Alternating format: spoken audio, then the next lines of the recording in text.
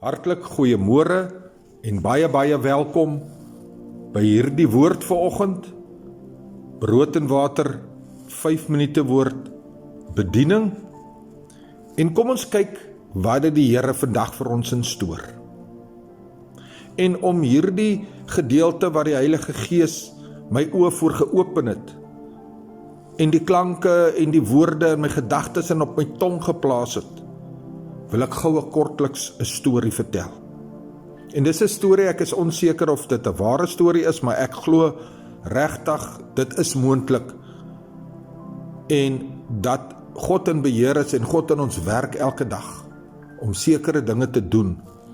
Maar dis of ons besluit of ons dit vat en of ons dit los. Die storie loop: 'n gelowige man of 'n man wat glo in die Here en glo in Jesus en glo in God en sy Bybel gereeld lees en waarlik iets ervaar daarin, iets ontdek het daarin, versadig geword het in hierdie woord. Reis van die een dorp na 'n ander dorp om 'n medepersoon of 'n vriend te gaan bedien met die woord van die Here. En hierdie man pak sy Bybel in en hy klim op die trein. En die trein het die stasie verlaat en 'n entjie af op die spore kry hierdie man skielik hierdie, ek wil half sê, aantassing in sy hart. Hierdie bekendmaking van iets, 'n stem wat praat in die stilte, behalwe vir die trein wat raas op die spore. En wat hierdie man ontvang is dat hy moet opstaan, hy moet sy Bybel uitlees en vir die hele trein, daai spesifieke trok, moet hy die woord van die Here lees. En eers huiwer hy, maar kort voor lank toe kon hy dit nie meer hou nie. En hy staan toe op en hy begin die woord van die Here oopmaak en hy begin dit lees aan die mense. Maar skielik spring haar 'n vrou op, baie kwaad en baie ongeruimd. En sy begin hom skel en hom vloek en sê: "Sit. Niemand het vir jou gesê om dit te doen nie." En die man gaan in 'n oomblik en hy gaan sit. Maar dit brand so diep hier binne in hom dat hy nie kan help nie en hy staan weer op en hy begin weer lees.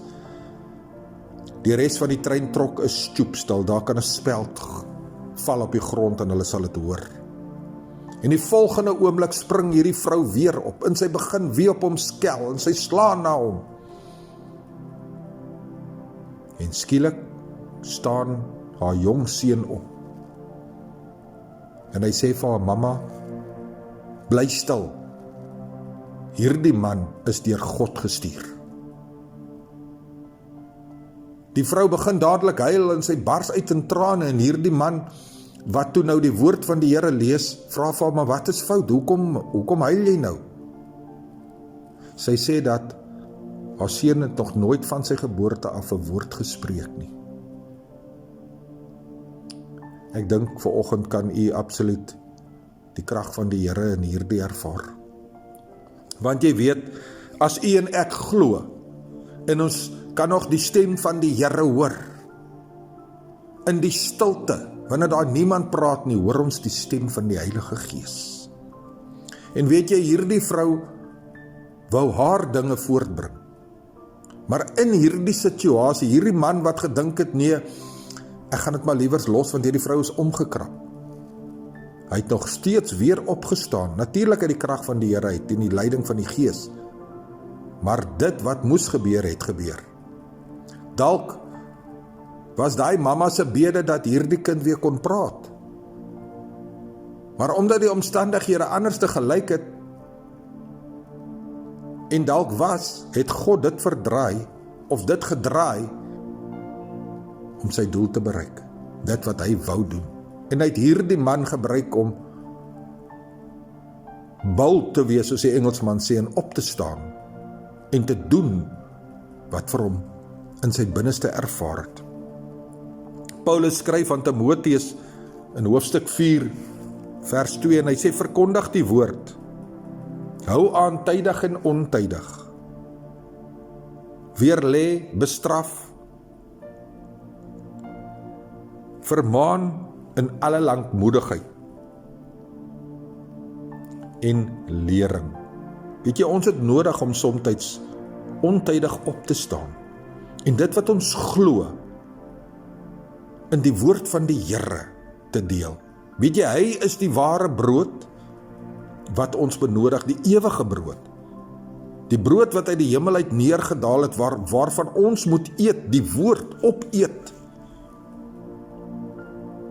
En ons moet die bloed drink van Jesus, sodat ons ewige dors les. Baie mense het toe Jesus in Johannes 6, daar van die 40ste vers af, vir hulle sê, ek is die ware brood, julle moet van my eet, my vlees eet en my bloed drink, het mense weggedraai en gesê, dit is weer, dit is hier reggie, en hulle het weggedraai en weggeloop, en hy sê vir sy disciples, die van julle wat ook wil loop. Maar Petrus sê vir hom, Here, maar waartoe sal ons gaan? Wie sal ons volg? Jy sien, verstaan jy, as jy nie Jesus het nie, het jy niks, want waartoe gaan jy gaan? Wat is jou opeinde? Pas jou geloof in Christus Jesus toe en verkondig die woord. Wanneer die Heilige Gees vir jou sê, staan op en sê iets, of jy kuier by mense en skielik ervaar jy die teenwoordigheid van die Here en jy kry 'n woord, spreek dit. Moet dit nie afstel nie. Moenie dat ons die werke van God en Jesus in ons blok nie.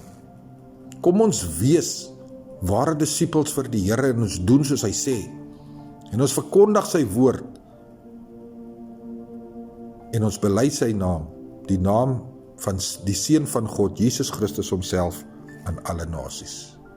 Ek laat hierdie woord vanoggend by u, Pastoor Gary, brood en water 5 minute woord, seëngroete, en weet net, Jesus is alles wat ons benodig, en hy is die enigste weg en waarheid na God se koninkryk. Amen.